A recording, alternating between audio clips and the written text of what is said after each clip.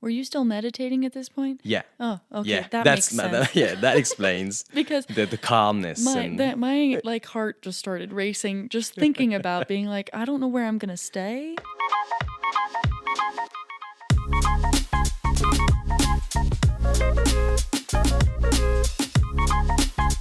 Hey, it's Sarah, and you're listening to Travel Like You. Today, I'd like to introduce Thomas, a former digital nomad from France who gave up using airplanes for a slower way to see the world. He talks to me about picking pine cones with a Brazilian Buddhist in Portugal, the boundless generosity of Moroccan people, 7 ways not to get into a German techno club, and tons of other stories guaranteed to inspire your next trip.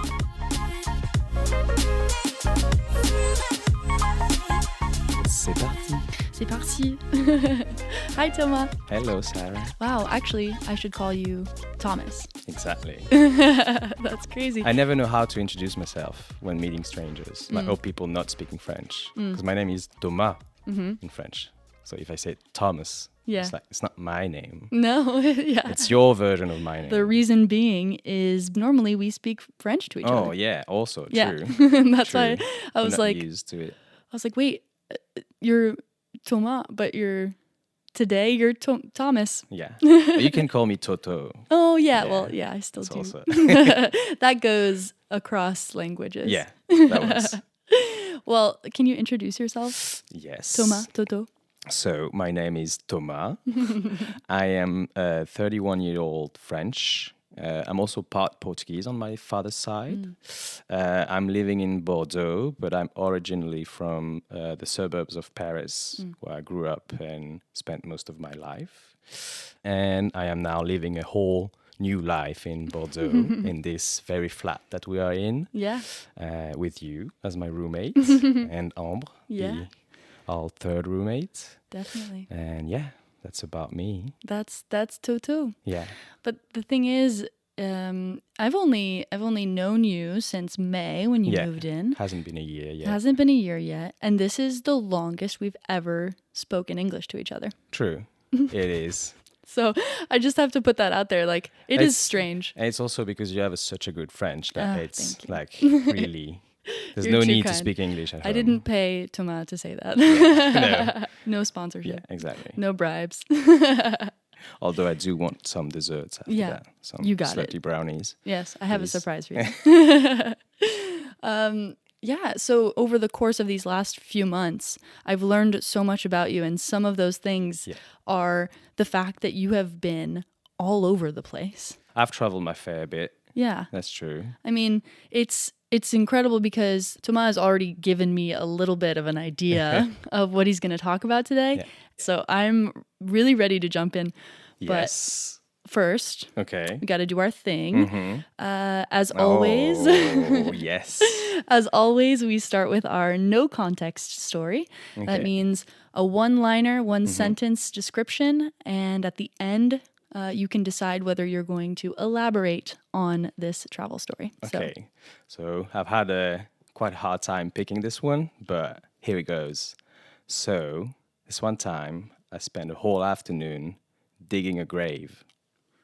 Oh, no. And that's it for now. Oh, no. This can be a trigger warning, so maybe people watch out for that. That's fair. But oh, my heart. Okay, well, I need the details. We'll see. We'll see if the details are released or not. Well, the only context we do have is that when you did this, you were traveling. So, oh, goodness. Okay. Oh, that one hurts the heart. All right. So then let's move on to some more of your joyful travels. More upbeat topics. Traveling isn't always fun and games though. So that's definitely the case. But speaking of, we're communicating most of the time in French. Yeah. You know that I'm Canadian American. Yeah. You've spent a little bit of time in the US. Exactly, yeah. You got to practice your English over there. True. Because, I did speak pretty good English before going there, but I went twice to the US. The first time I went to California to visit some friends who were doing like an exchange at UCI, the University of Irvine. Okay, University of California, Irvine. Yeah, exactly. Yeah. Okay. So, and they were staying like at an old people home, like staying with the people actually living in their house and Oh, okay. like really not having their own place. Okay.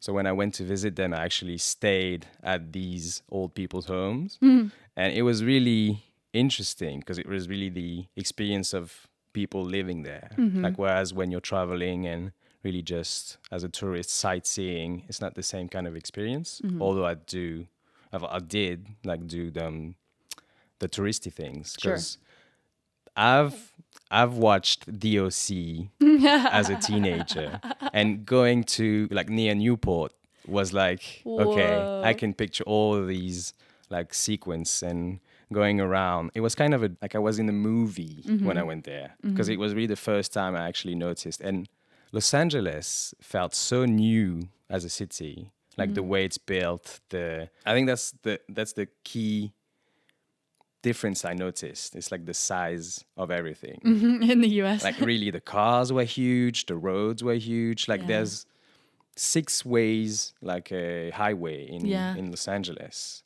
And it's like, what? How are there so many cars? And they still have major traffic jams. Exactly. And then you realize also the differences between Europe and the US, where like public transportation is a big thing in Paris, where I lived. And when you're in Los Angeles, it's a big city, you expect kind of the same way of going about in the city, like taking metros or trams or buses. But you notice that the city was made for cars first, and then you never see people walking about because it takes a long time to go from point A to point B. And I was just like there, staying at my friends, at the people they were staying at.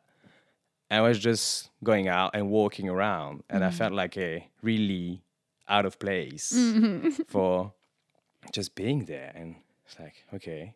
And then on the second part of my trip, I went to the East Coast, to New York, and then Boston, and I went to Salem also to see, because I was curious I've been there to too. see To Salem, Massachusetts. Yeah.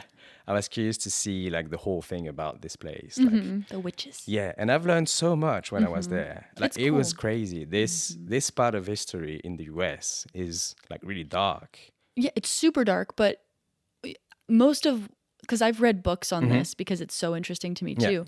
In comparison, though, to be absolutely fair, this dark part of American history in Salem is absolutely paled in comparison to the witch hunts of Europe. Ah, okay. We've had all... Okay. Your witch hunts were over centuries. Ours was like just a bit, few decades. Okay. So it was more political in the US rather than like a religious purpose in some sense. It was more like accusing someone you didn't like of being a witch and be like, okay, that's just sentencing you to death. Yeah, because there was like no rules. Some of the things, right, I'm sure you learned, that I learned years ago in school, we talk about it too, really? Salem. Because it's such a it's weird part of American history. They, you accuse someone of being a witch, and then if they go forward to try to prove it, well, the thing is like they will try to kill you. To prove that you're not a witch. You're not a witch. You're a witch, Or that you're a witch. But the problem is, if you die, she wasn't a witch, but she's dead now. I think it was the drowning thing. Yep. It's like they would try to drown you. If you drown, then you weren't a witch, but then you're dead. Yeah. And if you survive, then you are a considered a witch, and then they kill you another way. So you're screwed. Yes. But so you went to Salem. Yeah. And you learned a lot, and that was cool. And I learned a lot. But I really liked my time on the East Coast more than on the West Coast. Because it felt more, like it felt like it had a history. Like especially Boston, I did the whole, what's it called? There's a trail kind of in Boston where you go through the town on a historic path. Like kind of you go about how it happened. I think I did that when I was there too. Yeah. And actually, you follow like through the paths of like the founding fathers and stuff. Exactly. And it's really like it's literally a path that you have to follow. You look like just down at your feet and you just follow the line. And it's really, it was so rich in history, and you could just be inside of the mind of the people at the time and be like, okay, that's what it was about and how the whole dynamic went. And I did the part where you had like I was in a bus going through town, but then the bus gets into a river. Ooh. And it becomes a boat. Oh, a duck boat, I Yeah, think they're duck called. boating. And I was like, what? This bus turns into a boat. That is amazing. And I've seen some in Paris recently. I think it's Duck been boats? They started doing... exported itself to Whoa. other parts of the world. That's cool. But yeah, I really liked the part, like New York it was amazing. Mm-hmm. It was really like, multicultural, lots of things happening. The people in the streets were more, I don't know, it felt more like Paris to me compared to Los Angeles. So I felt more at ease in the environment. The people really, and the city was really alive throughout the whole day. At night, the public transport ran through the night. So it was really so nice. Yeah. But during that time, so when I was in LA, I was with friends, and I was solo traveling when I was in New York, spending my time visiting like really impressive stuff, but I had no one to share it with. And that felt a bit weird because it was one of my first solo travel. Okay. Like really, and it was nice, but at the end of the day, you're like, okay, I did that, I went there, but you were the only witness. Yeah, and kind so of. And you can't really share your thoughts about it either. And if you want to talk to it, like to some friends about it, they didn't have the same experience as you. They weren't there to share it. So although since then I've learned to enjoy this kind of traveling. So I've reached a new maturity about it. Yeah, I think that's probably what throws people off maybe about solo traveling at first is that, it's weird to be by yourself. People are generally sometimes uncomfortable doing things in public by themselves. Me especially, it was super weird before I ever went on solo trips. But yeah, I can definitely agree that you just want to talk to people about it, or you want to process what you saw. And so part of how we retain memories is talking about what happened to us or what we did and what we saw. And so that's why I journaled a lot, especially my first couple of years here. Now I journal way less. Now I try to journal like once a month. Or just on travels. But at the time, during like my first year in France, I was journaling like every day because I was experiencing so much and a lot of it by myself that I was like, I want to come back and remember this. Yeah. It's like you always have someone to talk to. It's yourself. So if you put it in writing, then because it's weirder to just talk to yourself out loud. So true. It's way better just to write it down. Could you imagine at the end of the day? Exactly. How was the day? Oh, it was in your really hostel. And people like a bunk over, like what the? In your 10-bed dormitory. Yeah. Like, what is he saying? My gosh. Yeah. No. So huge fan of journaling, especially travel journaling, especially when you're by yourself. Yeah. Because it's a way to retain your memories. See how you were feeling and all these details that you will probably forget. Yeah. I'm excited to go back and read some of mine because I know there's things that I wrote down and ways that I felt that like looking back, I probably don't feel that way anymore. Or, you know what I mean? It's also interesting to see how you've changed, like what your perspective on things was. And you're like, oh yeah, but now I don't think like this anymore. It's like I'd experience it a different way. True. Yeah. I know you've taken other solo travels since though. Yeah. So what was sort of the next one or one that sort of sticks out to you? So I was 27 at the time. Okay. I've lived in Paris, near Paris my whole life. I've done my studies, worked there, and just following the path. That was the default kind of path. And I was thinking of leaving. I was supposed to go to Portugal with some friends in the spring. So it was before COVID really happened. And then COVID happened. And so the trip was canceled. But still I felt like really not in my place. So I decided to quit my job, move to Portugal, because like I said in the beginning, I'm half Portuguese on my father's side. Right. So and I've never learned to speak Portuguese. Okay. Like my father never spoke to me in Portuguese when I was a kid.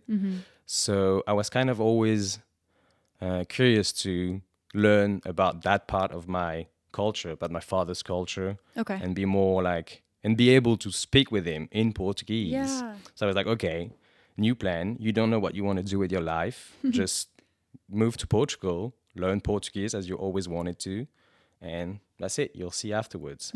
So I decided to move to Lisbon. And when I went there, I also decided to sign up for classes. So I enrolled at university to learn Portuguese as soon as I got there. Wow. Nice. And the nice thing was when I moved there, so I didn't know anyone there. Like I really packed up my things and left knowing no one there. Didn't have a plan for working or anything. I just had a few bucks saved so I could travel and really not think about making money. So that was nice. I enrolled, I did like a 4 month, like a semester of Portuguese. That's cool. At university, so I like something to do every morning. Nice. So it was like morning classes from 8 to noon, and it was 4 days a week. Okay. So I still had time to actually do stuff afterwards. Yeah. It would help me get into practicing Portuguese. And it was really the best thing because you also meet people. Yeah. I did that to also meet other people to, I don't know, to strike like social circles and be like more at ease. Integrated. Exactly. Yeah. But it was COVID year. Oh, of course. So I arrived in Portugal in September 2020.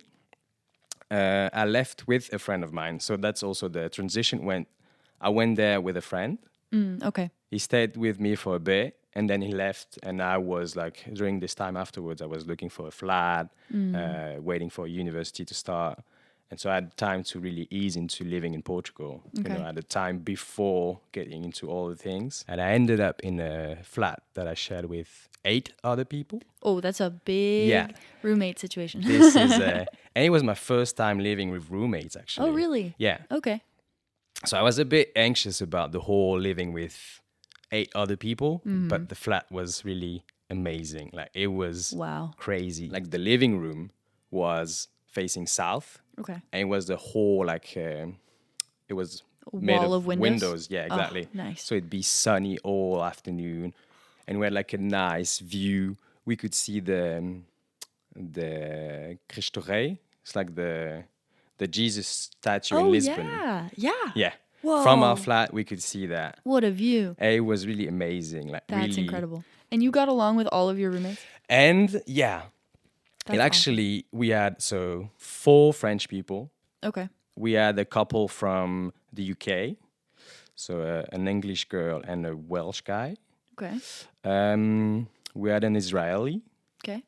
And we had the Portuguese guy. Okay. So we had the quota of at least one Portuguese person. And also because we were living in the flat during the COVID times, there were like some restrictions at the time, like curfews. Yeah. But since we all got together so well, we actually turned the curfews into like events for the flat, like because there were curfews on the weekend.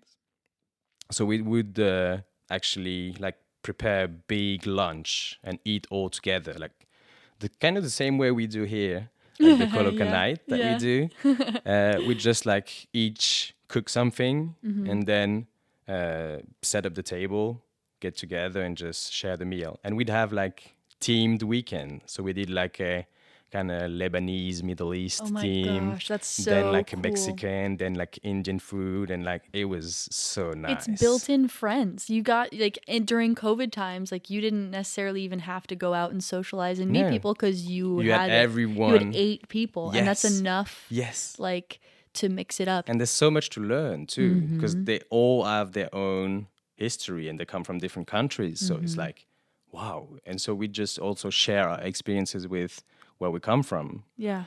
And we'd all be discovering the city. So we'd also share like tips about where to go. So nice. Like I went on hikes. I went to places just like really Lisbon, I think from all of my traveling experience, I think Lisbon is one of my favorite cities. Because of cool. I don't know, maybe it's because I lived there also that I get like such a special. But I don't know, the lighting in the city, the way the sun hits the buildings, the colors, oh my gosh. Well, yeah, you'll soon be back to this. Yeah, I am going city. next week. Spoiler, I'm going back to Lisbon next week. But when I was there, the first time, I noticed this too, like the way the light hits the mountainside and stuff, because it's so hilly. Yeah, exactly. If you don't know Lisbon, it is like literally you're climbing. Yeah, better get those. Yeah, if your knees hurt, probably not the right those city to go to right away. yeah. and the buildings, they're all painted different colors. So it also brings out the, it's more vibrant. Yeah, exactly. Yeah. And also the feel of the city, really the way it kind of breathes. It's like really chill compared, because Portugal is such a small country. Yeah. There's a kind of family vibe there. Like everyone is really, it's also my experience of it. Like really, you just go around and people would be really relaxed, like not really hurried and also because I had the time to really visit places, and That too. that's where I learned actually about really being in a place, like not just because before that all of my travel experiences were like for holidays. I was working, so I had like maybe 2-3 weeks, so you kind of always get into this I need to see this, I'd like to see that, and you kind of hurried because of the time you have constraint, there. yeah. And since I was living there, I had really the time to really explore things, to sit down, to I don't know, to meet the people. Also, you just go. Something I really like was going to the same place, like having like a sort of routine and Yeah. meeting the people and talking to them and like, Your spot. Yeah. That's so cool. And you're learning the language. and I was learning the language, Wow. so I could practice my Portuguese and be like more confident about it. It's like, yes. And I'm okay. sure they loved it because they're super multilingual over Yeah, there. yeah. Super multi. I went to a bookstore in Porto and they greeted me in 4 languages. Yeah. They greeted me in English, French, Portuguese, and Spanish. Yeah. Right off the 'Cause bat. they speak a really good English because they, like in France, every show we watch, like every foreign show we watch is gonna be dubbed in French. Right. In Portugal, the TV show from the US are not dubbed, so they're all watching it with the original audio and with subtitles. So they actually are learning English Passively. as they watch TV Yeah. like every day. And I think that's part of why they are so good at speaking other languages. And also, when I went there, I know that I I say I had the time, but I had a deadline. Like I was finishing the university after the first semester. Oh, right. So after that, I needed to know, because when I first went to Lisbon, I was like, okay, I'm going to stay 6 months and then I'll come back to Paris and go back to work and try to do something else. But when I went there and I realized how nice it was, I was like, no way, I'm going to leave Portugal now. And that actually got me into wanting to explore more. And through one of my roommates, who actually talked to me about like a workaway. That's when I discovered Yeah. about workaway. I've called it, in other episodes, I've called it travel volunteering, but recently I've heard it called work exchange, Yeah. which I think is better. I think that's what I'm going to go with because it really is an exchange. Yeah. You're not just volunteering for them, but Exactly. they are giving you something back, Yeah. which is very nice. Okay. And Exactly. you used the site Workaway. Exactly. Okay. And 'Cause I've used World Packers and okay. So there's a bunch of sites like that. Exactly. And I found one not so far from Lisbon in a town called Coruche. Coruche? It's like what's the name of, there's a word I don't know. It's like the capital in Europe for, I don't know the word in English. It's like Liège. It's like a material. It's like cork. Cork. It's the cork capital of Europe. Oh, interesting. Because they have a lot of cork trees there. Okay. And so my workaway was at a tree farm in Coruche. Like they had this 1,000 acres of forest, like with cork trees, pine trees, and eucalyptuses. Yeah. Eucalypti. I wanna- Eucalypti. Also in the comments, if Eucalypti. we're wrong, go ahead and tell us we're wrong. And this was really an amazing experience. I stayed there for a month. So the thing was, they were looking for people to help with the harvesting of the pine cones, because it was Okay. around that time. I went to Portugal in September 2020. I did my studies up until February 2021. Okay. And I went to the workaway in March. Okay. So I went for the whole month of March at this workaway. And so it was really nice because it also allowed me to have a different experience. Like it was really mainly physical labor. Yeah. Like we would just really go, wake up in the morning, dress up. There were like 4 other volunteers when I got there first. There was a French girl, a Brazilian guy, a Belgian guy, and an old Portuguese. He was retired, and he had a house. He had everything. We just liked the experience of staying with other people, and he was friends with the owner of the. I don't know how you could call it because it was like really a huge house. Because they were. Yeah, because it was really kind of like a forest in the end. Yeah. It's like really they had this. I think it's the guy that owned it. It was like a family heritage, like because he Okay. had brothers around that owned other part of the land. So I think it's like from Portuguese, like nobles or something like that. Whoa. So they had like huge house Yeah. from that time and a huge piece of land with like those trees. They had a lake. There was a lake On the their land. land. Oh, wow. It was amazing. The lake was the entire lake was on Yeah, their land? yeah. They had the whole lake? Yeah. Oh my God. Yeah, it was a big lake, like really a big one. Yeah. We'd go like every morning. We'd wake up, dress up, climb onto the pickup, and drive for like half an hour, sometimes close to an hour, to reach the place where we would start the harvest. Wow. So it was really big, like really Whoa. huge place. That's amazing. And so we'd spend the mornings going out and harvesting the pine cones, talking to each other. And it was really, I don't know, it was just like, oh, you just have to be outside, try to reach the pine cones and Yeah. up. And then you pick them up, put them into the bag, put the bag into the pickup, and then go about it, talk with the people. You have your break. You do that until it's like what? From 8 till, I think, 1 p.m. Okay. we'd Yeah. work. Because they can't make you work too much. Yeah, exactly. it is still it an was kind of like exchange, What'd you get out of it, by the way? I was housed for free, so I had like Okay. a Free room, housing. Sick. and they'd provide the meals. Nice. They'd provide All like of every meal. Yeah. Oh, wow. Well, they'd provide that they had a lady cooking for lunch for the employees and for us also. So she always made like more of it, so we would kind of eat it also for dinner. Okay. And they'd buy things and make their own bread. Nice. It was so nice, like truly.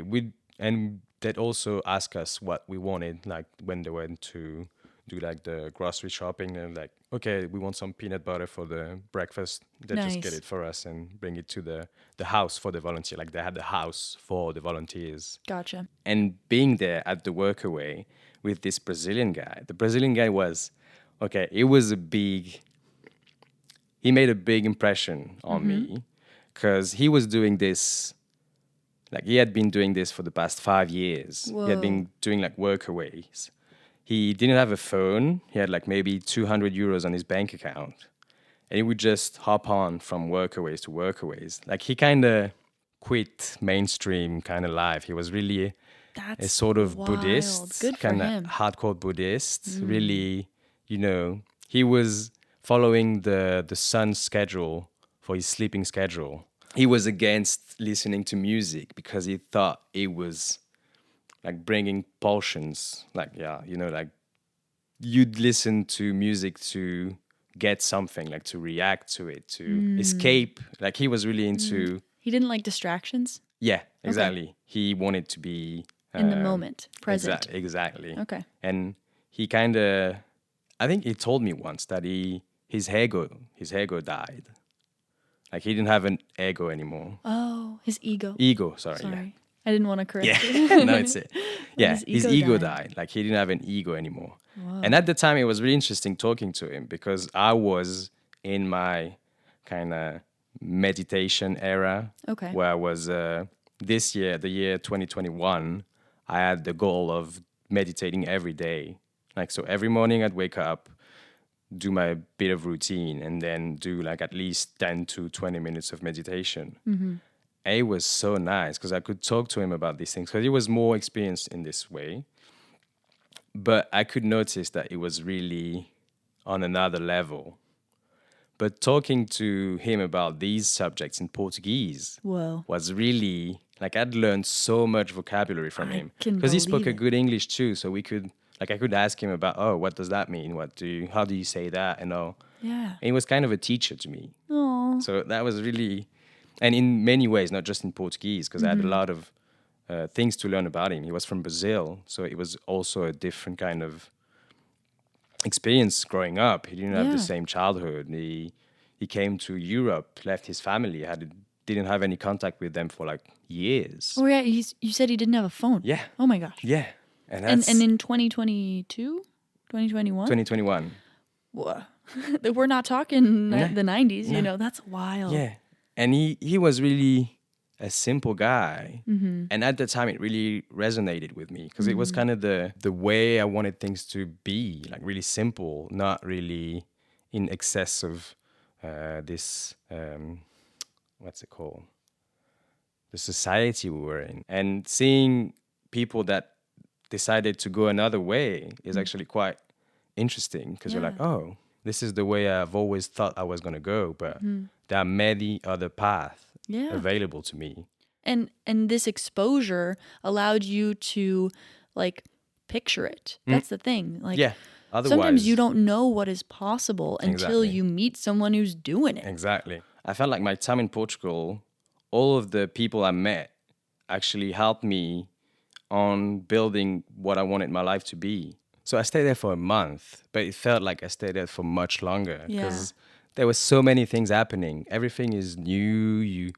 If it was sunny, you just go and walk into the forest. Right, or go to the lake wow. You'd have so many things to do and just chill. There was a pool also. You just go and you had everything chill. you needed. Yeah. And you were like isolated. You Yeah. know, with less worries, less, distractions. If we're thinking about this Buddhist guy's sort of. And and also there's a freedom in knowing that you have a place to stay. There's food already there for you, and you just really have to be there. That's the only thing you have to do is be there. So it was overall a really good experience. Yeah, and your first work away. And my first work great. away, exactly. It reminds me of Greece. I mean, like going and doing more like physical labor over there, like I did. My first work exchange, travel volunteering, whatever experience for a month, and coming back and feeling like, oh, I need to do this 10 more times. Yeah, it's so, I don't know.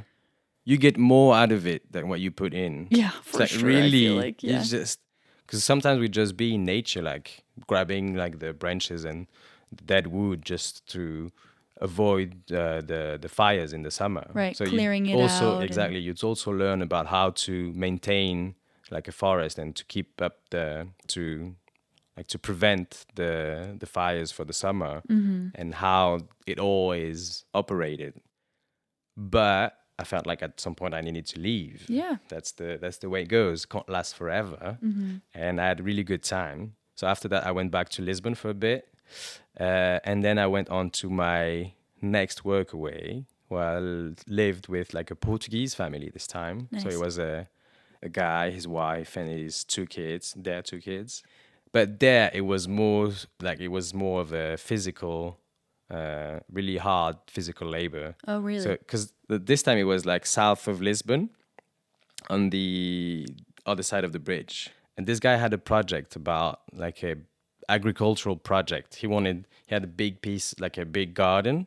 So he wanted to plant like 3 levels of trees, like big trees to give shades to the smaller ones and then to the smaller ones again. So he was really into that. So I learned a lot about what he wanted to do, how it worked. But it was a lot of physical labor because we had to, how do you say it? Like, you had to weed it out. Yeah, that can be like backbreaking work. Yeah, exactly. But the guy was speaking really good French also. He had he worked at at some embassy, I think. He was like a diplomat or something. He was talking to me about the time. He would travel around, meet the other ambassadors. And it was really interesting. Now he owned a store, like a clothing store in Portugal. Really chill. Wanted to do his little garden project. But I only stayed there for 2 weeks. Okay. Before moving on to the third workaway I did, which was in the north of Portugal. But in between the two, we did like a trip down south with my roommates from Lisbon. Oh, nice. We enjoyed like the Costa Vicentina, which is a great place to visit in Portugal. It's like really all along the coast in the south of Lisbon. And you get these amazing beaches, and it's not too dry because the south of Portugal can get really hot and dry in the summer. But the southwest, the coast, oh my God, Yeah. it is really, I recommend it. I went to Lagos or Lagos. Lagos, yeah, it's Yeah. down south. Like it's Yeah. really And all it the was way. beautiful. I mean, I'd say it was February. It was raining. Yeah. But it was and it was dead. Like, but I was yeah. happy to be there with not too many people. And it was still gorgeous. Oh my God! I saw, I when I was in Lagos, I did a hike, even though I probably should not have.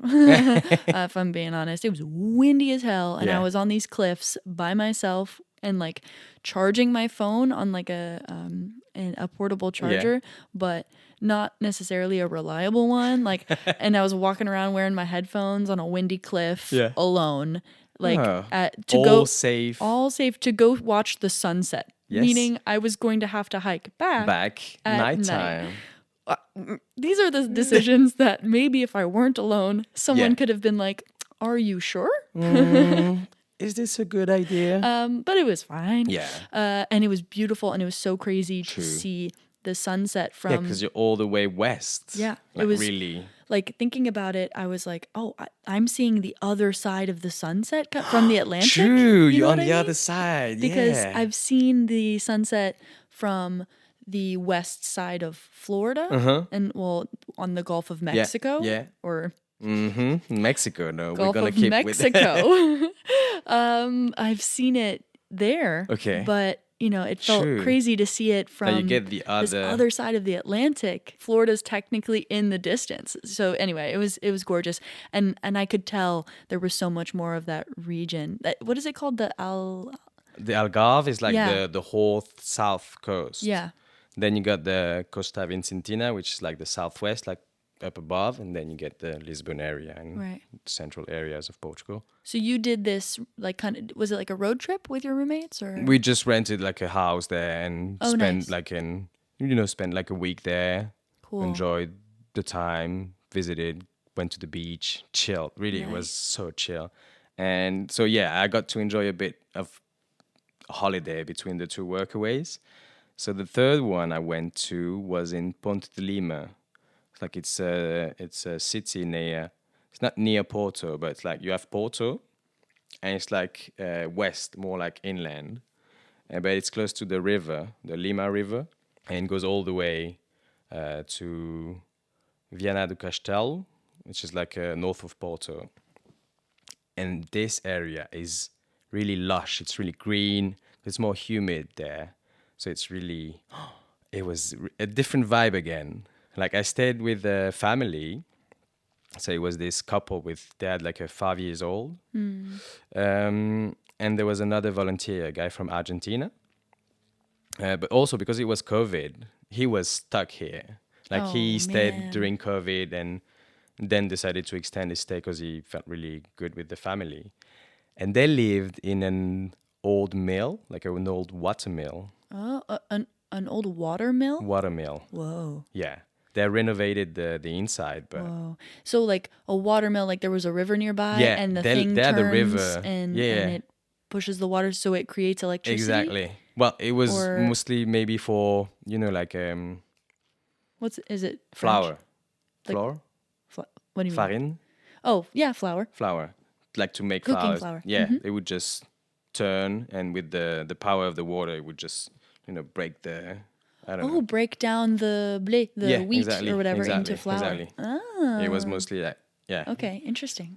And so they had a river. Like there was a river going through their house, like through their. I was just about to be like, through their house. No, but that's cool. Yeah. Yeah. I'll also add a picture of that place because it was really such a nice place. Really, it was. I went there from middle of May till like middle of June or end of June. Can't remember really. But I stayed with them, and it was mostly like helping out around the house, doing the dishes, sometimes cooking. But also the dad had projects about turning their place because they had a lot of land. So he wanted to build areas where people could camp and really put up their tents and stay there because they wanted to host children, like refugees. Oh, nice. Because the woman was from Syria and the guy was Portuguese, and they were both working for the Red Cross. Oh, wow. So they had this project of like building like areas to host some kids for the summer, and like have some activities and show them around. And that's the other thing, like I was saying, the people, I felt like my path in Portugal led me to people that I needed to meet in a sense.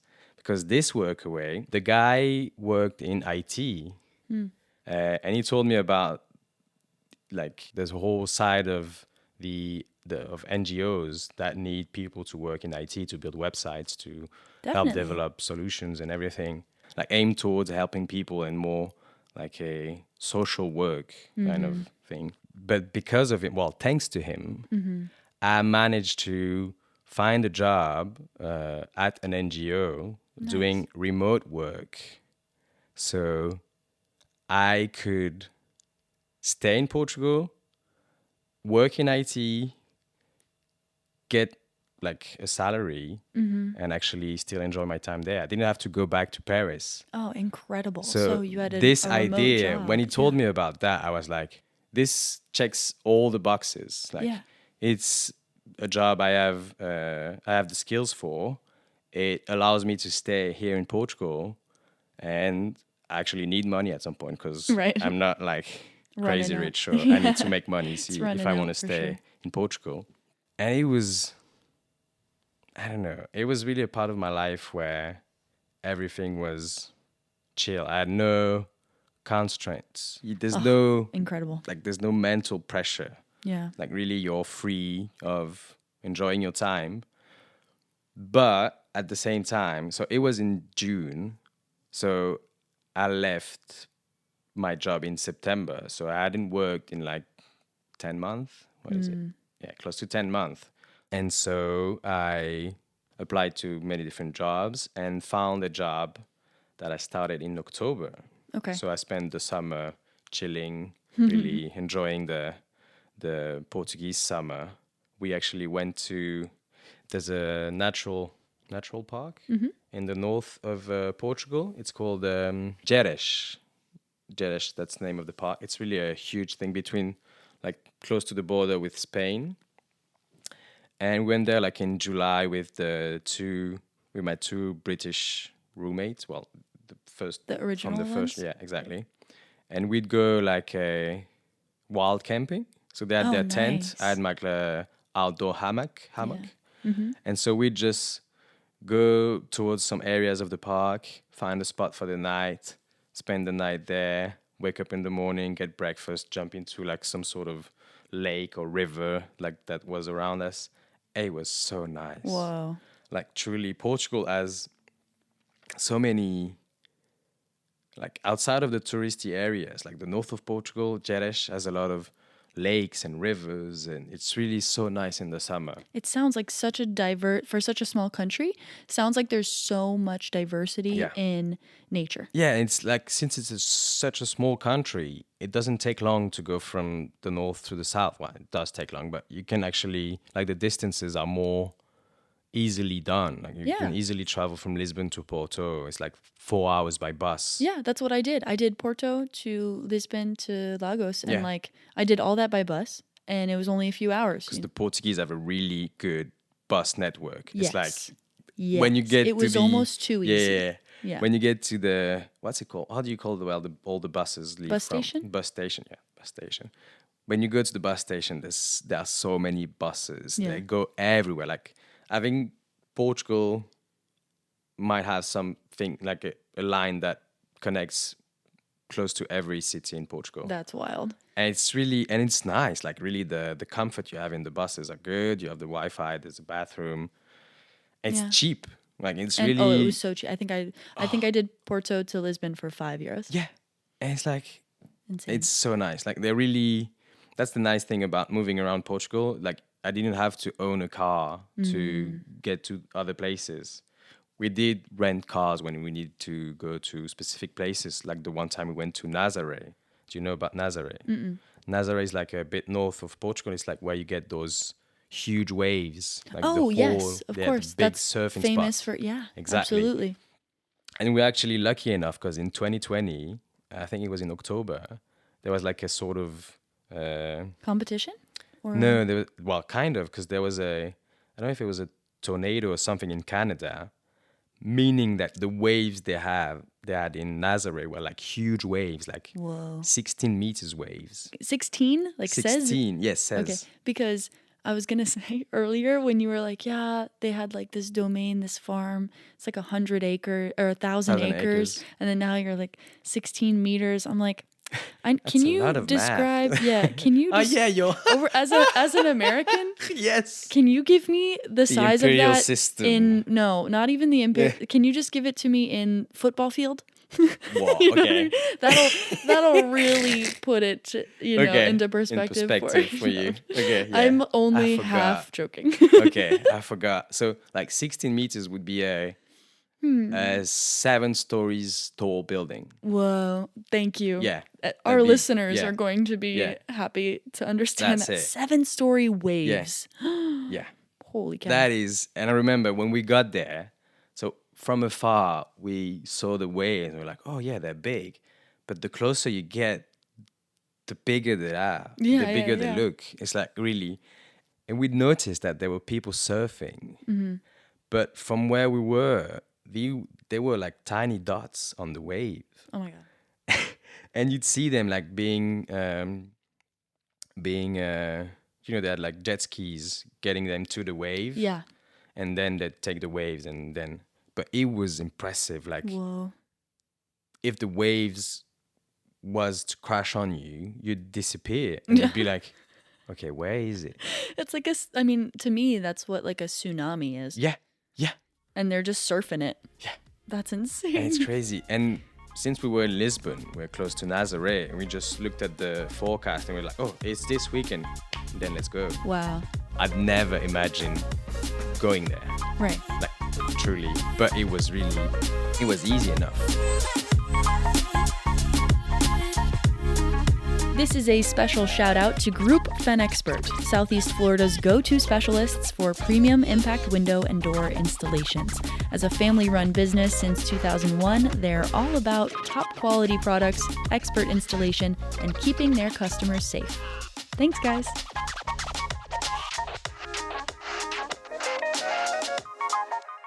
So after your work away, you went back to Lisbon, you chilled there for a while. Exactly. And then I started working for an NGO, but I had to go to their HQ to get the laptop for working and to actually meet the team for the first time, even though I could work remotely. Mm-hmm.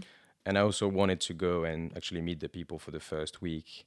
So I had to travel from Portugal to the Netherlands because the NGO was based in The Hague. Okay.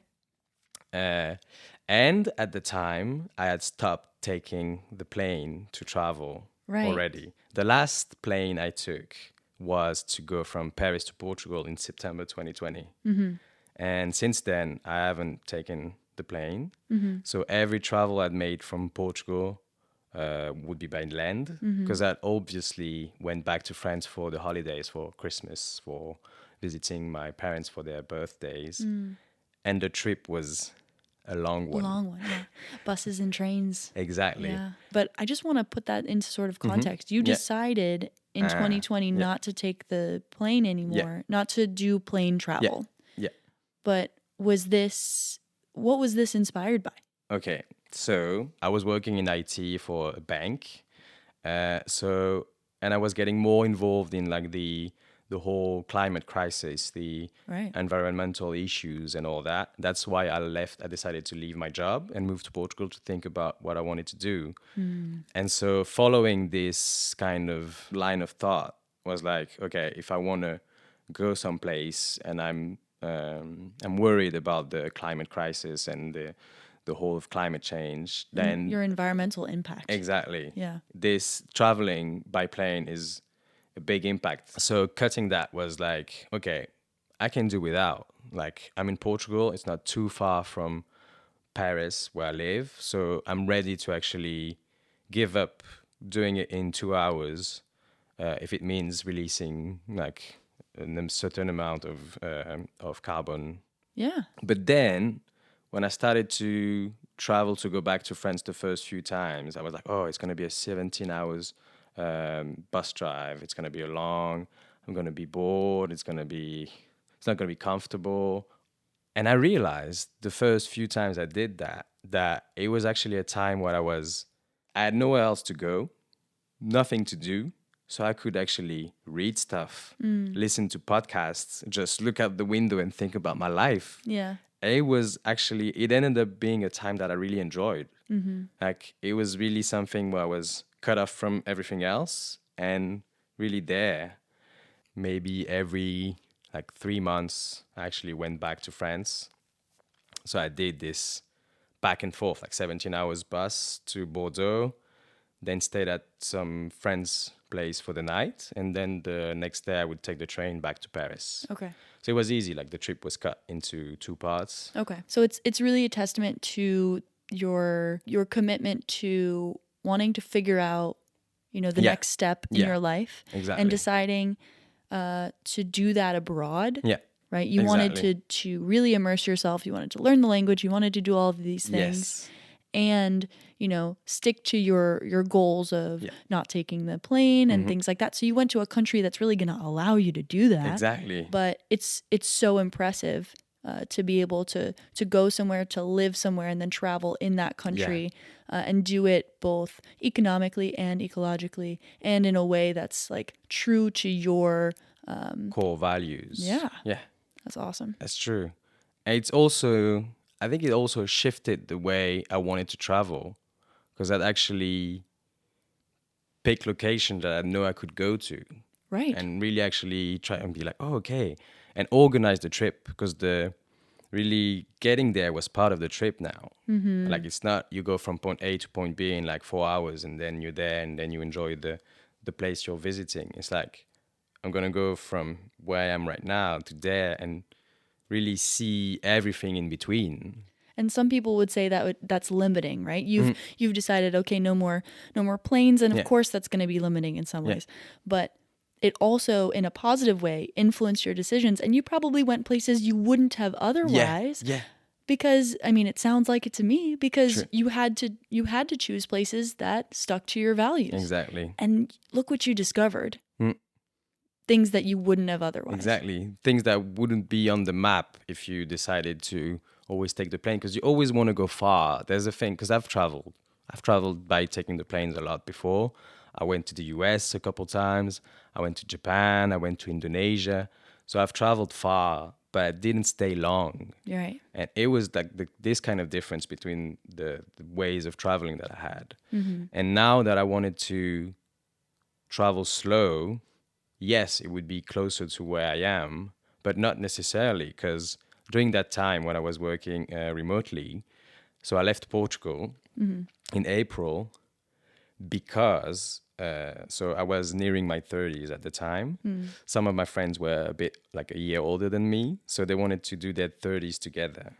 And they wanted to do it in Morocco. Nice. In Marrakesh.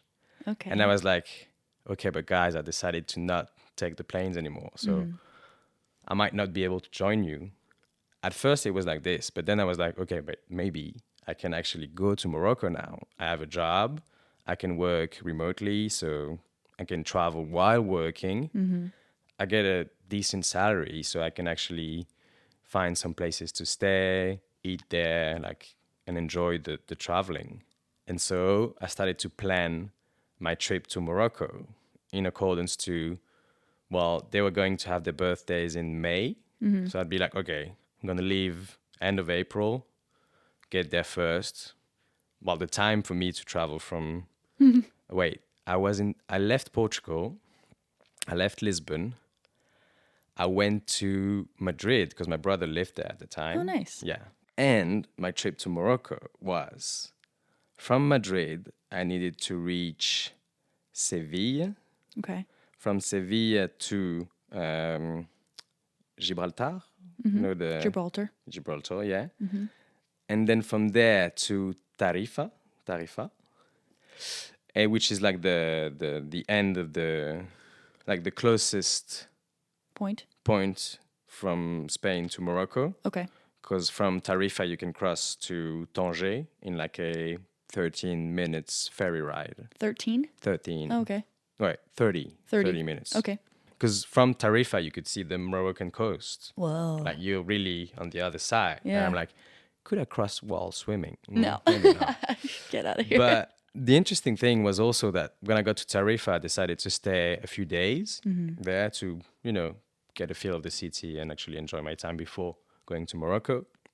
And that's actually how I prepared all of my trips. Like I travel, stop on the way, and then keep on traveling.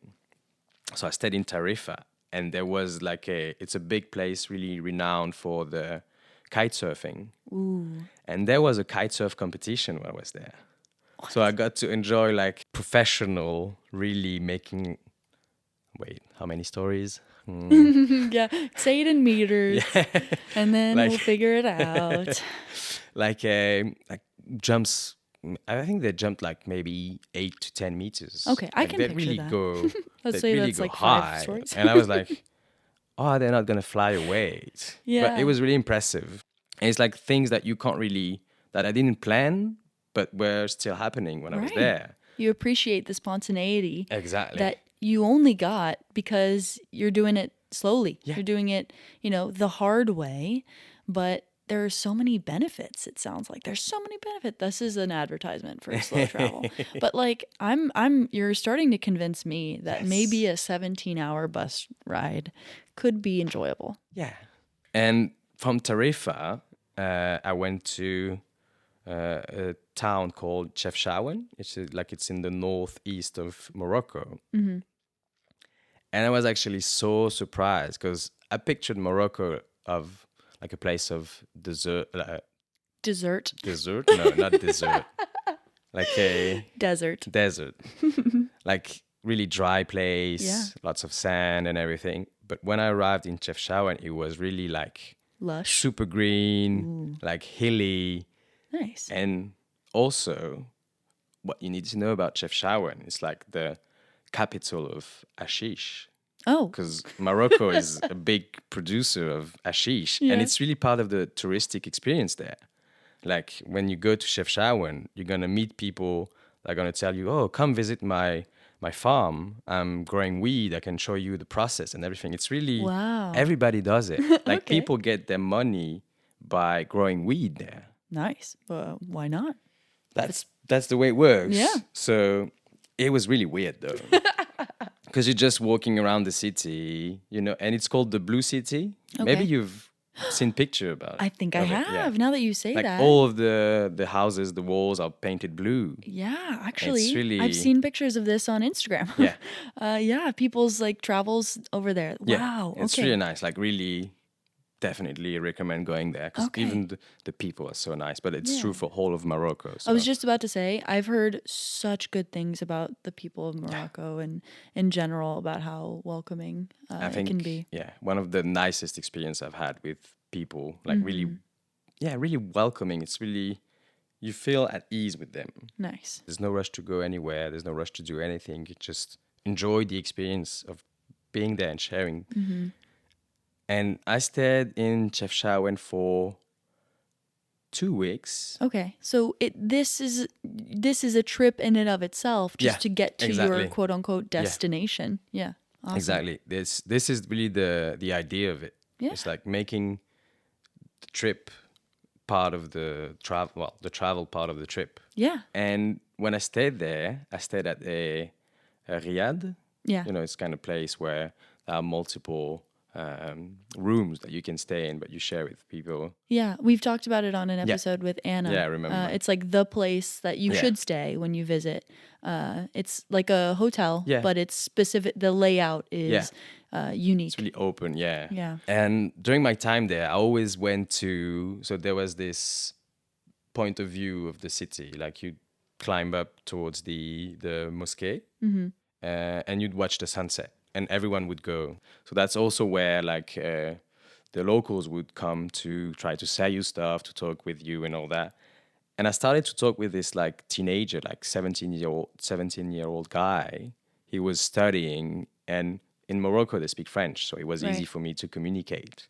And so every night I would meet this guy, talk with him, because he was he had a test, a French written test. So we'd speak together. I tried to give him like tips and Aw. how to. It was really nice. Like really, the guy was, and he invited me home. He's like, oh yeah, come with me. I want to invite you to my place and we can share some tea together. Because tea is a big thing there. Like, it's really a moment of sharing time and talking with the people. It's like you share not only the tea, but the presence of each other.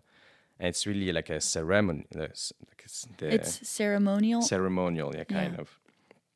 And so it was really nice. I was really surprised because it's not something you'd expect in Europe, for example. Like people inviting you to their places. That you maybe, Don't you really just know. met. Yeah, exactly. But it was so nice of him. I met his mom, his little sister. His mom didn't speak French. Okay. But she was so nice. Like she'd bring me the tea, got me like some cake and everything. I was like, oh man, I felt so good. Like really, it reinforced my will to travel this way. Because I'd be like, okay, I would have never met this guy if I went straight to Marrakesh. Like I'd never actually visit the city either. Because I'd just go there, spend the time there for my friend's birthday, and then back home we go. Definitely. Yeah. I mean, when you say it like that experience you would have never had if you just, like most people do, which is perfectly fine. You just hop on the plane or whatever, or maybe you take a different mode of transportation, but you don't necessarily stick around and enjoy the journey. You just get to the destination. Yeah. And you would have missed all of that. The journey. The journey is a big part of it afterwards. So I stayed in Chefchaouen for 2 weeks. Then I moved on, went to Casablanca. Didn't stay for long because it's like really big city. I didn't really want to stay too much. Okay. I'd been talking to some Moroccan friends and who like to ask for recommendation of places to visit. And I went to like a small, like a town south of Casablanca called El Jadida, which is like kind of the place where people living in Casablanca go for the holidays. Like there's a beach there and it's all along the coast, so there's beaches everywhere. But it was really, it's not a touristic place, but it is for the locals. Which is cool. Which is like That's really so amazing. Cool. And for all this time I was there, I was still working. So during the day I'd work. And I really felt like I didn't feel like a tourist in the end because I was working during the day and then just having the time after work to go and explore, to visit. So I was traveling, but I was not really a tourist. This was your digital nomad era. Exactly. That's the term. Exactly. I was, my digital nomad era. Yeah. That's it. And I'm curious, when you left Portugal, sorry to like backtrack, when you left Portugal, how much of these stops did you know in advance you were going to make? Because you mentioned getting recommendations also of where to pass during through. The trip, But like it sounds to me like you were kind of just like, all right, I'm going to show up. I'm just going to make my way sort of there. Yeah. And were you buying like bus tickets and stuff last minute? Yeah, that was exactly it. Wow. That's another part of it. The planner in me is like, no, everything needs to be done in advance. Because when you have little time, then you need to plan for the experience that you want to have at some point. But since I've switched the way I've traveled, I was like, okay, I don't need to know exactly when and where I'm going to go. It's like I'm allowing myself to actually revise the way and the cities I want to visit. Yeah. Were you still meditating at this point? Yeah. Oh, okay. Yeah, that makes sense. That explains because the calmness. My like heart just started racing just thinking about being like, I don't know where I'm gonna stay. I don't know how much the bus is gonna cost. Like all that stuff. Ooh, gets my heart rate up. But true. If you're meditating, it's not that big a deal. You can just chill. At the end of the day, I'm just saying all of that to to help myself understand that, like, and me, and for anybody listening, like it's possible, even if you're an anxious gal like me, it can be done. Yeah. But I agree that it depends on how you travel. Sure. Because also I could do that because I was working, so I had the time to maybe stay an extra day before going some other place. I had money to do so. And all that allowed me to actually take the time. I knew I had to get to Marrakesh at some point for the birthday because that was my deadline, kind of. Yeah. But in between that, I was free to do whatever. Incredible. I think I stayed 2 weeks again in El Jadida. And so when I was there, it was time to go to the birthday. So I needed to go to Marrakesh. But I decided to go a few days earlier to actually get a feel of the city by myself before they all got there, because it was like 40 people. So they rented like a villa in like outside of Marrakesh. Nice. It was crazy, like truly. It was Party. mad, yeah. Because I got to Marrakesh, and like Marrakesh is a busy city, like it's really touristy, and it felt weird right after El Jadida because it's really centered around tourists in a sense. Like most of the city, when you go to the Medina, the old town, the old part of the town, you kind of like, everyone is trying to sell you something. Sure. And what was funny is like they have nicknames for you. Well, they had nickname for me at least. So every time I would walk into the souk, they'd be like, "Moustache, moustache, come here. Like, look at this." And I would just not be someone. I would just be a mustache to them. It was funny because I have, for people not you picturing can't it. tell, but yeah. Thomas has a nice mustache and a beard, but particularly I was gonna say remarkable, but like it is remarkable. But that's the French remarquable. But it's a like very distinct mustache. Distinct mustache. Yeah. Exactly. So it was a different feel, like really lively. It's like really going about. Like what's the name of the place? Jamalefna, I think that's the name of the place. The huge place in Marrakesh where you're saying you get all. Place. Yeah. Okay, like the square. The square, yeah. Okay. And it's really busy. You get these people like charming snakes and selling you fruit juices. Like you can pick any fruit. Like they have all of the available fruits imaginable there, and you just go like, I want this and this and this, and it costs you nothing. Wow. It was so nice. Awesome. But yeah, the time in Marrakesh I enjoyed it. It was still nice because I stayed at a riad also. And what I liked about this riad was the lady that was, housekeeping for the riad was so nice. Like really, Jamila she was truly a kind gem. soul. Really, like she would make me lunch, even though it wasn't part of my stay there. Oh wow! Because she saw me work and she was like, "Oh, because she'd make lunch for a kid at home, and she would make me a part of it, like to share the meal with me." And I was like, "Wow, that's so sweet, nice!" Like truly, the kindness from the people I met in Morocco, I've never seen this kind of kindness elsewhere. When I've traveled. Unmatched. Yeah. Maybe a bit in Asia, but it was different. But it was really, like, I don't know, it warmed your heart, really, truly, to be, it's like, especially coming from France and having lived in Paris, it's not the same kind of interactions that you have with people. Sure, definitely. So anyway, I stayed in Marrakesh for a few days, and my friends got here, and then we moved on to the villa, had like a huge party weekend, like 40, 50 people, huge swimming pool, big areas, palm trees everywhere, like really paradise villa. It's once in a lifetime, really. Sure. And everyone traveled out there. Yeah. For three people's birthdays. That's crazy. And then you spent the whole weekend just like going nuts. It was really amazing. Like I had such a good time.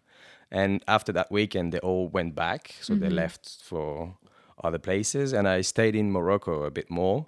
And from Marrakesh, I went to Essaouira, which is like a bit more south also on the coast. And this was amazing. Like it's a different vibe from the rest of Morocco, because the more south you go along the coast, it gets more of a, surfers vibe, like really chill I've heard dudes. just like Portugal, it's also it's a big surf spot, for exactly. surfing. Okay. Exactly. And in Essaouira, I think I stayed a week there. And I think during that week, I went to lunch at the same restaurants for 5 days in a row. Whoa. The guy was so nice. And on the menu, there were like 30 different kinds of tagines. So I would and it was all vegetarian. So, Ooh. and since I went there every day, like I was by myself, went there, had my crosswords puzzles, read a bit, talked with the guy, and he started to offer me like bracelets, and he even offered me at the end like a tagine, like the plate. Yeah. Like he gave me one Oh, to for bring free. with me. Yeah, Oh, they were so nice. Like wow. really, it's like I said, like the people I met there, I've never experienced this kind of relation with the people. And I know there's much more I need to explore there. Because after my time in Essaouira, it was time to also move back and go to other places. And I needed to go back to France, to Paris at the time. So I think I left towards the end of June, went back to, well, I did the whole trip back. So I had to go back to Casablanca for a night, and then from Casablanca to Tanger, Tanger to Tarifa. But on the way back, I went a bit faster. Sure. I was going to ask if you had done the same, in reverse. Yeah. Or if you had done it a little differently. Yeah. But ultimately, you went sort of just at a faster pace, but same route. Exactly. Exactly. But now, for my future travels, I'd like to not take the same road on the way back. Yeah. Because that's even more, like it adds more places to visit. Yeah.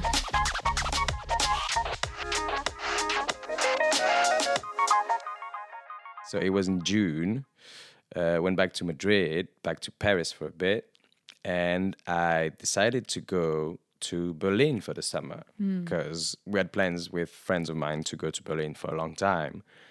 And I was like, okay, I'm going to keep on building up on this experience of staying for a while at some places. So I stayed I think all in all, I stayed a bit more than a month in Berlin. Wow. And it's nice because in Berlin, it's really something, like it's part of the way people live. Like they sublet their flats for the summer because they're all going away. And nice. there's like platforms online where you can reach people and sublet for like 2 weeks, 3 weeks, whatever. Oh, wow. And so I had 2 friends with me, and we shared a flat together. Like the first flat I was in was staying with them in Kreuzberg. I feel like I just trust all of your pronunciations, by the way. I want to put that out there. I have no idea whether you've pronounced anything correctly, but the confidence that you have pronouncing the Moroccan cities, the Spanish cities, the Portuguese cities, obviously, the German. Yeah. I'm impressed. Well, let me just say. I hope the fact checkers in the comments are not going to be too hard on me. Comment as much as you want. Please correct me. So yeah, we stayed together. They were on holidays, but I was working at the time. So during the day I would work, but I would take some days off to actually enjoy the city. And I loved Berlin. Truly. I don't know how it is in other seasons, but like during the summer, wow, it was nice. Like people were there were like many spots outside that you could just chill, have some beer, eat some pizza, some tapas. There would be music. There'd be a lot of life outside of really outside, being outside. And, well, obviously there's also the whole techno part of being in Berlin. Like, obviously we tried, there's this famous techno club in Berlin, Berlin is known, just if people don't know, for the techno scene, the electronic music scene in general, and clubbing. And one of the biggest club is the Berghain. It's like this huge techno institution with like the best sound system. It's really hard to get into, like the bouncer. Yeah, the guy in the front. Yeah, the guy in the front. The guy at the front door is really. Like there's this whole legend around him. Like he doesn't speak. He's really judging. You don't know if you're gonna get in or not. Oh, and everyone has I've heard this. theories about how you're supposed to act if you want to go in and all that. So I think all in all, we've tried 7 times to get in. Failed each time. Every time. 7 out of 7. 7 out of 7. No at the door. No one got in. Oh my God. Because sometimes you might go in with friends of yours. They'd get in. You wouldn't. And that's something you're supposed to be okay with, because you're not going to sacrifice getting in because one of your friends is out. And just the principle of that Yeah. was wrong with me. I was like, Yeah. I don't want to like get in that. the place where my friends can't go in. Yeah, I don't like that. That wouldn't be fine with me. But it's like, you know, there's a bit of a, I need to get in. It's something I need to do, like to check off my list, like getting into the Berghain. Yeah. Yes, I did that. Yeah. But so we've tried 7 times there, and we tried different techniques. Yeah, we tried to go because it's open from Friday night until Sunday night, like Yeah. I've non-stop. heard this. You I've can heard get this. it anytime. Crazy. If you get in on the Friday, you can get in afterwards all weekend long. Really? Because you get like a bracelet that can get you in. And so we decided to try to go on a Sunday morning. Like, okay, it's Sunday morning. Maybe there's going to be less people and all, you know. Didn't work. No, not even Okay, we're going to Sunday morning. try individually, each by yourself, to see if someone gets in. Didn't work. Oh We my tried gosh. not to speak at all during like In the on line? the line, and didn't work. Tried to pretend to speak German. Didn't work. Pretend to speak German. Well, that was please. obviously a Hilarious. bound to that was fail. probably Yeah. almost insulting. Like as if Hello. Okay, that's it. But I did do like 9 years of German at school, but I'm pretty bad. Okay, kudos. But anyway, we had the opportunity to go to other clubs. Like it was really amazing because it's really, there's so many clubs to choose The from. culture there. Yeah, it's really, there's always something happening. Like there's also this, it was like an old airport. Oh, like an airport or like an airport like hangar? Yeah, like and drive to kind of The take tarmac? off. Tarmac, kind Okay. of, yeah. It's Tempelhofer. Oh. I think that's the name Got of it. the place. Tempelhofer. And it's like really huge, like truly. And it's mostly, there's nothing. Like it was used for... a field. Like, yeah, it's a field. So people go and they have like events happening, like dancing. I don't know what it was. I think one time we went there and there was like a group of people in one of the field, just in a circle, like in multiple circles all around the center. And they were just dancing and making noises. And it was just like so free. Like the vibe also I got from Berlin was like, it's really, there's no, like people don't judge you nice. for how you look, for what you do. It's Except really for the to each their bouncer. own, except for the bouncer, exactly. And he judges you hard, like really. But yeah, there's this feeling of, people just let you be yourself. Like I feel like this summer, I really want to go back to Berlin for at least a week to really get this vibe back again and to enjoy the time there because it's really, I don't know, it feels good. Yeah. To have the space, to have the events happening all around, to really take it in. But also, I think during my time in Berlin, I haven't met that many German people. It's also a 'Cause it was multicultural place like Portugal. Exactly. Okay. So it was a bit more difficult. And since I was working also a lot, it was a different kind of traveling than in Morocco, you know. So yeah, it was kind of the end of my digital nomad era. Yeah, after your Portuguese exploration era. So this sort of 2-year stint, really defined by sort of both your literal exploration of like Portugal, Morocco, all these places, and my internal exploration, Exactly. and figuring out what you wanted to do with your life. And I was going to say, it's also really inspiring to think about, the skills. Sometimes people think that they have to change careers entirely in order to do things like this. But you found a way to adapt your skills, to use the skills you already had, to also allow another interest in your life, which was traveling and all these other things, to work together. You don't have to, change careers entirely necessarily. Some things are in-person jobs. Yeah. We get it. Yeah. It's not going to work for everything. But so many skills are a lot more transferable, I think. Exactly. Than That's realize. the key.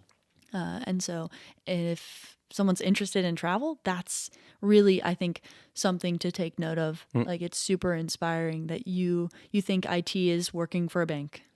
But it can be so much more. It can be so many more jobs. It can look so different. Awesome. Yeah. Sweet. And also like to really take a step back, I realized that all of the things I did during this time were because I met someone before that allowed me to go on to the next step. Because when I decided to leave Paris for Portugal, I moved into this flat, met this guy who told me about workaway. I decided to start doing workaways. I ended up meeting this couple from the Red Cross who told me about the job board, where I found my job that allowed me to do the digital nomad thing. So it all kind of pieced together the path that I had during these 2 years. Like my life would be so much different now. Like really, it's the people you meet that can make a big difference. Huge. Like the huge butterfly difference. effect. Yeah, if you want definitely. To talk technicality. Yeah, it absolutely is that. I have so many examples of people that I've met that have completely changed my life trajectory. I'm actually sort of texting back and forth right now with a woman that was the person who initially inspired me to come to France and do the teaching English program I first did. Because if I had not seen her post on Facebook, because we had never met before, on a job like Jobs After Journalism Facebook page, if I had not seen a comment that she'd written about how she moved to France, like I would have never gotten in touch with her. I would have never found out about this program. I would have never moved to France. We ended up meeting each other in Paris, and that was really cool. And we're catching up now over Instagram just to see how each other are doing, you know. And if it weren't for her, I wouldn't be here. And, you know, if it weren't for a million other people, I wouldn't have made all kinds of decisions.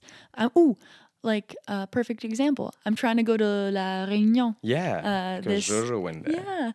Yeah. So Thomas and I used to live with our other roommate, Jojo, who moved out, and she moved to the island of Reunion in English. La Shout Réunion. out to Joanna. Shout out to Jojo. We miss you. And I'm hoping to visit her. But I, not to be like super ignorant, didn't know that was a French territory off the coast of Africa, you know, before she had talked about wanting to go there, you know? So really, really such a great way to see the world is through people.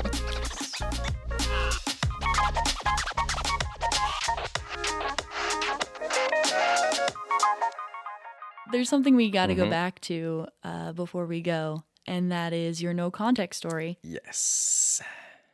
What are you going to do? You going to give us that context? Yeah. Okay. I'm going to tell you guys about it. Oh, goodness. Okay. Can you remind us? Yeah. So the story was I spent a whole afternoon digging a grave. Whose grave? So it dates back to my time in Portugal, actually. Okay. The third workaway I did in the north of Portugal. So I was staying with this family. And they had pets around. They had like a dog. They had like chickens. They had a rooster. And they had a pet pig named Peppa. Peppa the pig. Oh, no. And during my time there, I was meditating a lot. So Peppa was really... She was coming up to me and really... She was a really playful pig, truly. And she was a small pig, like really mini pig? Mini pig. Wow. And at some point during my time there, towards the end of my stay, she disappeared one day because she... Well, the couple told me she already did that the year before because when she's in heat, she wants to find a partner. And their property is not really closed off, so she can run off and go around. They expect a call from the neighbor to find the pig. Yeah. So we waited for like 2 days, 3 days, no news. And then on my last day at the Ponte de Lima, we got a call from the neighbor saying they found the pig near the road. So we went there, we picked up the pig, brought it back home, and the family decided to like really dig a grave and like have a proper ceremony. Yeah. Aww. So it was really sad, like truly, okay, it's a sad ending to the... Yeah. And it's also the reason why I became a strict vegetarian. Because when, like literally seeing the Peppa like this, I was thinking back of all the moments where she was playing with me or annoying me when I was trying to meditate and all that.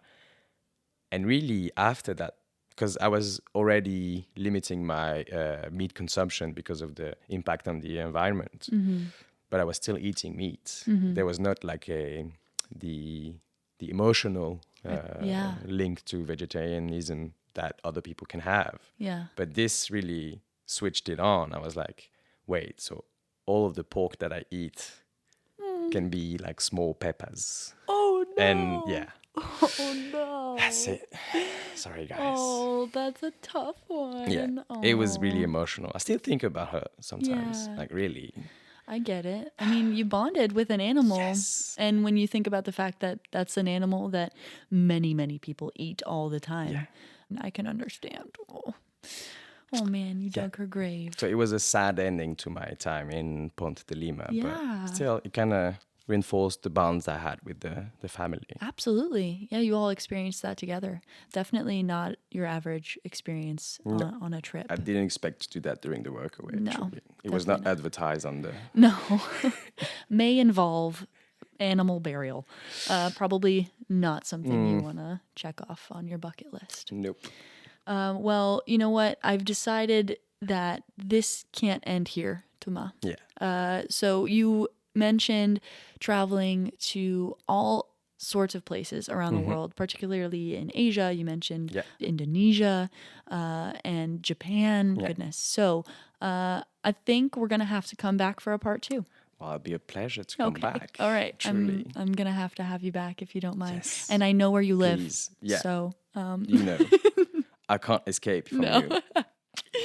Well, before we go, let me just say that if you haven't already, be sure to follow travellikeyou.pod on Instagram and TikTok. There you'll find even more travel inspiration, behind the scenes moments, and a space to share your thoughts and questions and comments on anything we may have misspoke in this episode. And if you want to be featured, go ahead and shoot me a message or email travellikeyou@gmail.com. And of course, don't forget to subscribe on your favorite podcast app, leave a 5-star review if you're feeling generous, and check the episode description for all the spots we talked about. And tune in for part 2 with Thomas. Peace out.